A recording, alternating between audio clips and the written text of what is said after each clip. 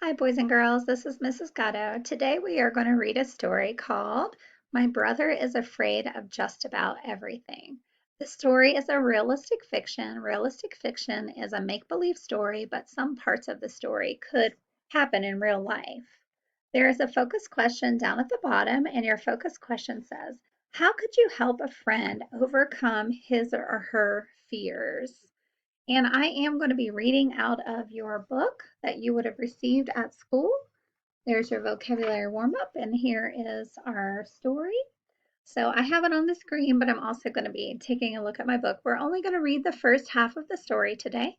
So let's go ahead and take a listen. Sometimes the pages take a little bit to load, so hopefully we can read right along.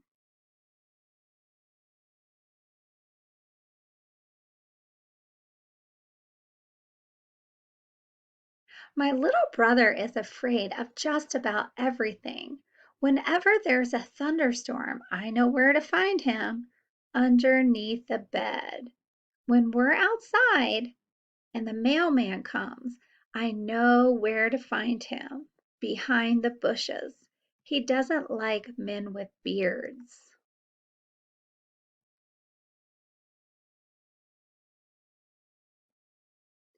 When he's in the bathtub, he screams if I let the water out. Maybe he thinks he'll go down the drain along with the water. So I take him out first. Then I empty the tub. Yesterday, my mother started to vacuum.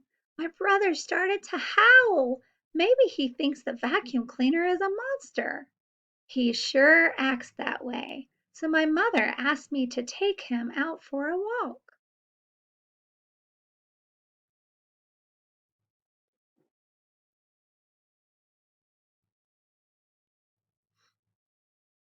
We went past my school. See, I said, that's where you'll be going in a couple of years. I could tell by my brother's face what he thought about that.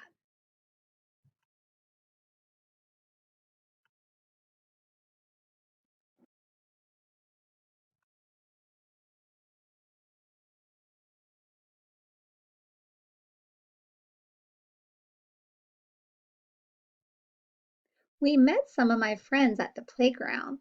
They think my brother is cute. What's your name and how old are you? They asked. Did my brother answer them? No, of course not. He just buried his face in my stomach the way he always does.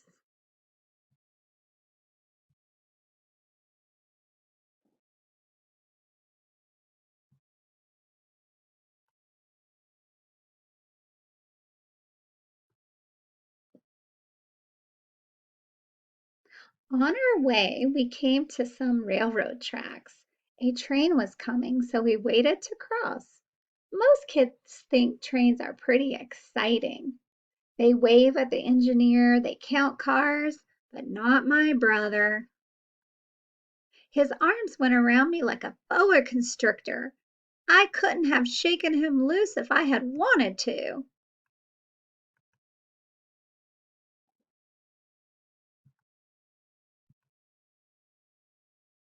Somehow the pages are not turning.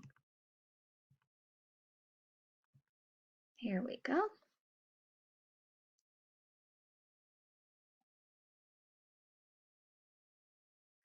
Back home, we sat together under a big tree in our backyard.